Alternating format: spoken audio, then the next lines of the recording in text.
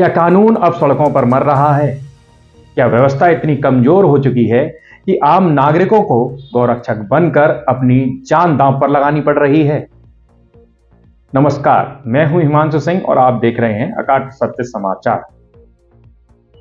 आज बहुत ही संवेदनशील और ज्वलंत मुद्दे पर हम आपसे बात कर रहे हैं। हम विश्लेषण करेंगे गौरक्षक और गौरक्षा से संबंधित इस पूरे प्रकरण पर। गौभक्त चंद्रशेखर और फरसा बाबा एक नाम जो अब सिर्फ यादों में है, एक मौत जिसने पूरे क्षेत्र को सवालों के कटघरे में खड़ा कर दिया है। बताया जा रहा है कि गौ तस्करी की सूचना पर बाबा हाईवे पर पहुंचे और एक कंटेनर को उन्होंने रुकवाया, लेकिन कुछ ही सेकंड में पीछे से आ रही ट्रॉले ने उनमें टक्कर मार दी और देखते ही देखते एक और गौरक्षक सड़क पर कुचलकर दम तोड़ गया। पुलिस ने यह भी बताया कि जो पीछे से जिस ट्रॉले ने टक्कर मारी थी उसके ड्राइवर की भी मौके पर ही मृत्यु हो गई। लेकिन सवाल सिर्फ एक दुर्घटना का नहीं है, सवाल उस सिस्टम का है जो हर बार हादसे के बाद जागता है। क्यों हर बार गौ तस्करी की सूचना आम जनता को ही मिलती है, पुलिस को नहीं? क्यों रात के अंधेरे में युवा लड़के जान जोखिम में डालकर ट्रकों का पीछा करते हैं? क्या यह काम कानून का नहीं है? पुलिस के अनुसार घटना के बाद अफवाहें फैली, कुछ ने इसे हत्या बताया और किसी ने इसको दुर्घटना बताया। लेकिन देखते ही देखते आक्रोश सड़कों पर उतर आया। छाता हाईवे जाम, पुलिस पर पथराव, लाठीचार्ज और फिर गिरफ्तारियां। छाता हाईवे जाम कर दिया गया, पुलिस पर पथराव हुआ, जिसके फलस्वरूप पुलिस ने लाठीचार्ज किया और फिर गिरफ्तारियां हुई। और फिर वही पुराना दृश्य, अराजकता, आरोप और प्रशासन की सफाई। हर साल ऐसी कितनी घटनाएं होती हैं, कितने गौरक्षक या तो दुर्घटनाओं में मारे जाते हैं या फिर भीड़ और कानून के बीच पिस जाते हैं। कभी राजस्थान, कभी हरियाणा, कभी यूपी। कहीं गौरक्षा के नाम पर हिंसा तो कहीं गौ तस्करी के नाम पर मौत। सिस्टम पर आखिर कितने सवाल? अगर पुलिस और प्रशासन अपना काम पूरी ईमानदारी से कर रहे हैं तो फिर गौ तस्करी रुक क्यों नहीं रही? हर जिले में गौरक्षक दल क्यों बनते जा रहे हैं? क्यों कुछ लोग कानून को हाथ में लेने के लिए मजबूर या प्रेरित हो रहे हैं? इसका दूसरा पक्ष भी है। सवाल सिर्फ सिस्टम पर ही नहीं, उन तथाकथित गौरक्षकों पर भी उठते हैं। क्या सच में सभी गौरक्षक हैं या कुछ लोग इस नाम की आड़ में उगाही, दबंगई और सांप्रदायिक जहर फैला रहे हैं? क्यों बार बार ऐसे वीडियो सामने आते हैं जहां कानून का मजाक उड़ाया जाता है? इस पूरे प्रकरण पर एक ज्वलंत सवाल, अगर हर नागरिक खुद ही रक्षक बन जाएगा तो फिर कानून का क्या काम रह जाएगा? और अगर कानून अपना काम नहीं कर पा रहा है तो जिम्मेदार कौन है? सरकार, प्रशासन या फिर हम सब लोग? एक मौत कई सवाल छोड़ गई है। गौरक्षा का मुद्दा आस्था से जुड़ा हुआ है, लेकिन क्या आस्था के नाम पर अराजकता को जगह दी जा सकती है?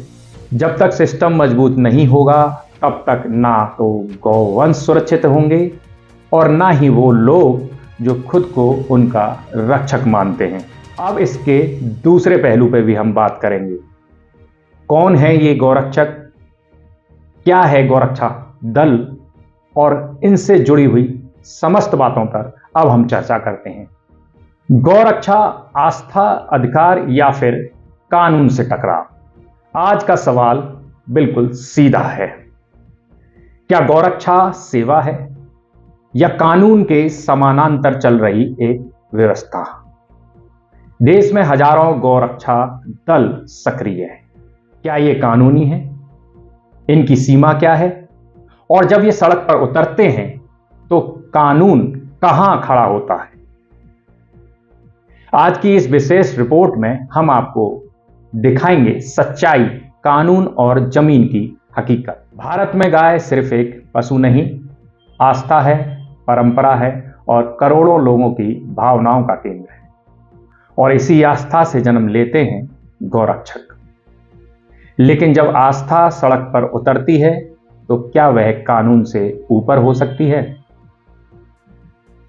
कानून क्या कहता है? भारतीय संविधान का अनुच्छेद 48 राज्य को निर्देश देता है कि वह गायों और पशुओं की रक्षा करे। लेकिन ध्यान देने वाली बात यह है, यह अधिकार राज्य सरकार को दिया गया है, किसी निजी समूह या व्यक्ति को नहीं।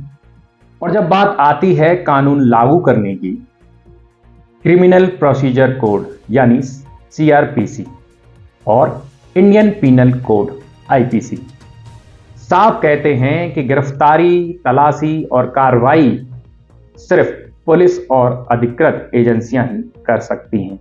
अब जमीनी हकीकत क्या है वो सुनिए।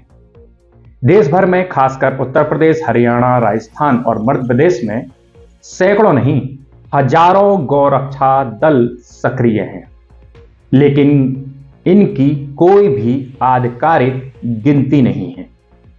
अधिकतर बिना रजिस्ट्रेशन के काम कर रहे हैं। इनमें कुछ बड़े नाम भी हैं, जैसे भारतीय गौरक्षा दल और बजरंग दल की गौरक्षा विंग। लेकिन असली नेटवर्क छोटे छोटे लोकल ग्रुप्स का है, जो कि व्हाट्सएप, स्थानीय नेटवर्क और निजी स्तर पर चलते हैं। सबसे बड़ा सवाल, कार्रवाई का अधिकार आखिर किसको? क्या गौरक्षक गाड़ी रोक सकते हैं? क्या वे तलाशी ले सकते हैं? क्या वे मुठभेड़ कर सकते हैं? जवाब है नहीं, बिल्कुल भी नहीं। लेकिन कुछ वर्षों में देश के अलग अलग हिस्सों से भीड़ द्वारा रोकना, मारपीट, संदेह के आधार पर कार्रवाई करना जैसी घटनाएं आए दिन सामने आती हैं। कई मामलों में निर्दोष लोग भी इनका शिकार हो जाते हैं। सुप्रीम कोर्ट ने भी सख्त टिप्पणी करते हुए कहा, विजिटेंटलिज्म मतलब भीड़ द्वारा कानून हाथ में लेना स्वीकार नहीं है, और राज्यों को निर्देश दिया ऐसे मामलों पर सख्ती से रोक लगाया जाए और दोषियों पर सख्ती से कार्रवाई की जाए। अब सरकार और सिस्टम की भूमिका पर प्रकाश डालते हैं। कुछ राज्यों में गौ सेवा आयोग बनाए गए हैं, लेकिन हर गौरक्षा दल कोई आधिकारिक मान्यता नहीं रखता है। अधिकतम वे सूचना दे सकते हैं, प्रशासन की मदद कर सकते हैं। अब इसके भी दो पहलू हैं। पहला पहलू, कई गौरक्षक सच में सेवा करते हैं, घायल गायों का इलाज करते हैं, गौशालाओं का संचालन करते हैं, सड़कों पर छोड़ी गई गायों को बचाने का कार्य करते हैं। लेकिन दूसरा पहलू बिल्कुल स्याह है। कुछ मामलों में कानून हाथ में लेते हैं, हिंसा करते हैं और गलत कार्रवाई करते हैं, चौथ वसूली करते हैं, जमीनों पर कब्जा करते हैं। ये गौरक्षक की आड़ में बहुत बड़े घोटाले भी करते हैं। जब कानून मौजूद है तो सड़क पर फैसला कौन करेगा? आस्था के नाम पर कार्रवाई या संविधान के अनुसार व्यवस्था? क्या गौरक्षा सेवा है या सिस्टम के बाहर बनता हुआ एक समानांतर ढांचा? आज का सबसे बड़ा सवाल, क्या देश में कानून सर्वोपरि है या फिर भीड़ का फैसला? और अगर आस्था और कानून आमने सामने आ जाएं, तो फिर प्राथमिकता किसको दी जाए? अपनी राय हमें जरूर बताएं। हो सकता है इस खबर को प्रदर्शित करने के बाद हम पर अभद्र टिप्पणियों का पहाड़ टूट जाए, या फिर हम कुछ तथाकथित गौरक्षकों के टारगेट पर आ जाएं। लेकिन जो सवाल वास्तव में उठ रहे थे आम जनमानस के जहन में, उन सवालों को हल करने की कोशिश की है हमने अपने इस पेशकश में। इस खबर को आप ज़्यादा से ज़्यादा शेयर कीजिए, कमेंट कीजिए और सुझाव दीजिए कि इसमें हमने कहां कहां गलती की और क्या क्या पहलू हम इसमें जोड़ने से रह गए। इसके दूसरे पार्ट में हम वो पहलू जरूर शामिल करेंगे। अकाट सत्य के लिए हिमांशु सिंह, मथुरा वृंदावन।